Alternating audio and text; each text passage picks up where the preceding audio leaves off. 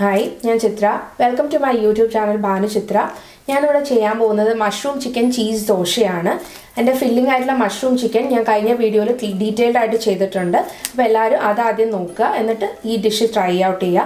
ഞാൻ ഇതിനകത്ത് മെയിനായിട്ട് കോൺസെൻട്രേറ്റ് ചെയ്യുന്നത് ദോശ എങ്ങനെയാണ് ചെയ്യുന്നതെന്ന്. എല്ലാവർക്കും ദോശ ഉണ്ടാക്കാൻ അറിയാം, പക്ഷേ എൻ്റെ റേഷ്യോ ഞാൻ വിചാരിച്ചു കറക്റ്റായിട്ടൊന്ന് കാണിച്ചു തരാമെന്ന്. അപ്പോൾ നമുക്ക് ഇതിൻ്റെ ഇൻഗ്രീഡിയൻസ് എന്തൊക്കെയാണെന്ന് നോക്കാം. ഇത് മഷ്റൂം ചിക്കൻ മസാല ഞാനിത് നേരത്തെ ചെയ്ത് വെച്ചിട്ടുണ്ട്. ഇത് 1 കപ്പ്. ഇത് 1.5 ടേബിൾ സ്പൂൺ മൈൽഡ് ചെഡാർ ചീസാണ്. ഇതിന് പകരം ഏത് ചീസ് വേണമെങ്കിലും എടുക്കാം. ഇതാണ് ദോശയ്ക്ക് വേണ്ടിയിട്ടുള്ള ഇൻഗ്രീഡിയൻസ്. ഞാൻ എടുത്തേക്കുന്ന 160 ഗ്രാമിൻ്റെ 1 കപ്പാണ്. അതിൽ 1 കപ്പ് ഉഴുന്ന് എടുത്തിട്ടുണ്ട്. 1 കപ്പ് ഉഴുന്നിന് 3 കപ്പ് സോന മസൂരി. ഇതിന് പകരം ഇഡ്ലി റൈസും എടുക്കാം. 1 കപ്പ് പാർബോയിൽഡ് റൈസ് അല്ലെങ്കിൽ പുഴുക്കലരി. പിന്നെ ഇത് ഉലുവയാണ്. ഇത് പച്ച ഉലുവയാണ്, 1.5 ടേബിൾ സ്പൂൺ. അരി ഉഴുന്ന് നമുക്കിതിൽ സെപ്പറേറ്റ് ആണ് അരച്ചെടുക്കേണ്ടത്. ആദ്യം ഞാൻ ഈ 2 അരിയും കൂടെ ഒന്നിച്ച് മിക്സ് ചെയ്യാം. എന്നിട്ട് ഇതിനെ നന്നായിട്ട് കഴുകിയെടുക്കണം. എന്ന് പറഞ്ഞാൽ ഇതിൻ്റെ സ്റ്റാർച്ച് മുഴുവൻ കളഞ്ഞ് ഒരു 3 to 4 ടൈംസ് വെള്ളം മാറ്റി നമ്മൾ കഴുകണം. എന്നിട്ട് ഈ അരിയുടെ മുകളിൽ ഒരു 4 ഇഞ്ച് മുകളിൽ വെള്ളം നിൽക്കുന്ന പോലെ നമ്മൾ അരി സോക്ക് ചെയ്യണം. ഒരു 4 hours സോക്ക് ചെയ്യണം.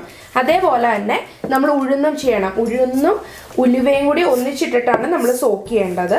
ഇതും ഇതേപോലെ തന്നെ നന്നായിട്ട് വെള്ളം ഒഴിച്ച് കഴുകി ഒരു 3 ടൈംസ് കഴുകിയിട്ട് വേണം. വെള്ളം ഒരു 4 ഇഞ്ച് മുകളിൽ വെള്ളം നിൽക്കുന്ന പോലെ 4 hours സോക്ക് ചെയ്യാൻ നിൽക്കണം. വച്ചിട്ട് നമ്മൾ നന്നായിട്ട് അരച്ചെടുക്കണം. എന്ന് വെച്ചാൽ കൂടുതൽ തരി ഇല്ലാത്ത പോലെ നമുക്ക് അരച്ചെടുക്കണം. കുറച്ച് വെള്ളം ഒഴിച്ചിട്ട് വേണം മിക്സിയിൽ അരച്ചെടുക്കാൻ. അപ്പോൾ നമുക്ക് ബാറ്റർ ചെയ്യാം.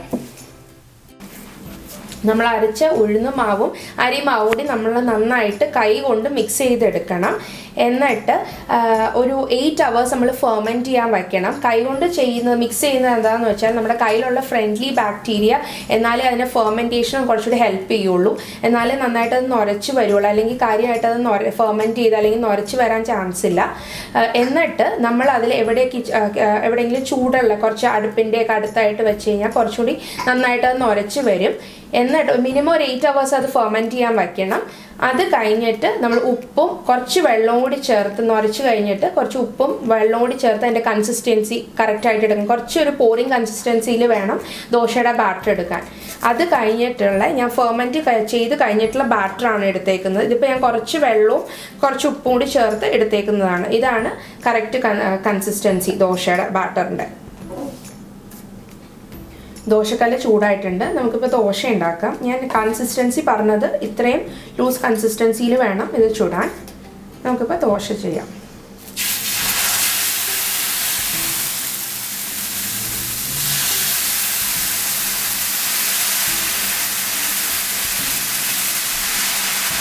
നല്ല കട്ടി കുറച്ച് നമുക്ക് പരത്തിയെടുക്കാം. അപ്പോൾ ആ ഒരു കൺസിസ്റ്റൻസി വന്നാൽ മാത്രമേ നമുക്ക് ഇത്രയായിട്ട് പരത്താൻ പറ്റുള്ളൂ.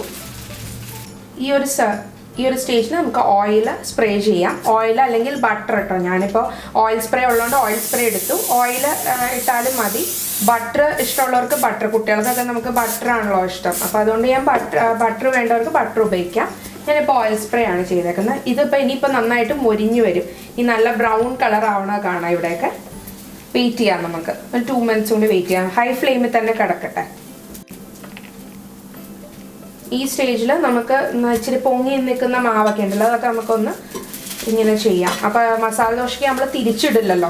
അപ്പോൾ അല്ലെങ്കിൽ ഇതിങ്ങനെ മാവ് പോലെ നിൽക്കും. അപ്പോൾ നമുക്ക് കഴിക്കുമ്പോൾ ക്രിസ്പ്നെസ് ഫീൽ ചെയ്യില്ല. അതിന് വേണ്ടിയിട്ടാണ് ഞാനത് ചെയ്യുന്നത്. അപ്പോൾ നമുക്ക് ഇനി പതുക്കെ ചീസ് ഇടാം. നമുക്ക് ചീസ് ഇടാനായിട്ടുണ്ട്.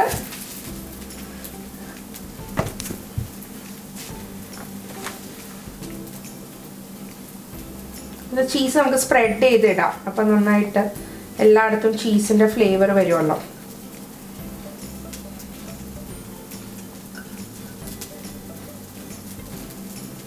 ഇനി നമുക്ക് മഷ്റൂം മസാല എടുത്ത് വെച്ചേക്കുന്ന മഷ്റൂം മസാല ഇപ്പം ഞാൻ നടുക്കാൻ സ്പ്രെഡ് ചെയ്തേക്കണത് ഇഷ്ടമുള്ള പോലെ ചെയ്യാം. ഞാനിപ്പോൾ ഇങ്ങനെ ചെയ്തു എന്ന് മാത്രം. നമുക്ക് ഇനി ഇതിനെ റോൾ ചെയ്തെടുക്കാം.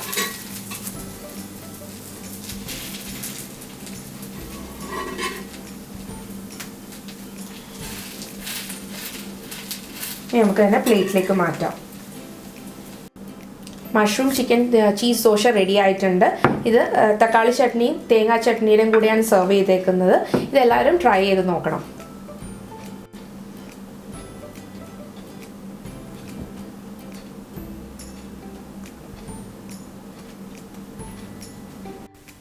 Thank you for watching my video. എല്ലാവർക്കും എൻ്റെ റെസിപ്പി ഇഷ്ടമായെന്ന് വിശ്വസിക്കുന്നു. ഇനിയും പുതിയ റെസിപ്പി ആയിട്ട് നമുക്ക് വീണ്ടും കാണാം.